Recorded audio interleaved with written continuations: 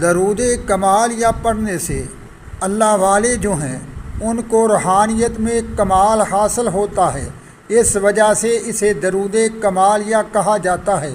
بہت زیادہ صوفیہ کرام نے اس درود پاک کو بہت زیادہ پسند فرمایا ہے۔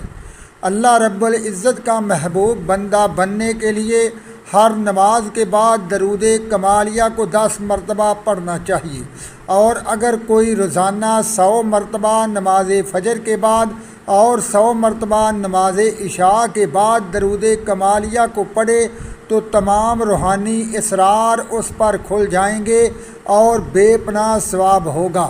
اس درود پاک کے پڑھنے سے بیماریوں سے شفا حاصل ہوتی ہے، اور اگر کسی کو بھول جانے کی بیماری ہو تو اس درود پاک کی وجہ سے یہ بیماری ختم ہو جائے گی اور قوت حافظہ بھی درست ہو جائے گا۔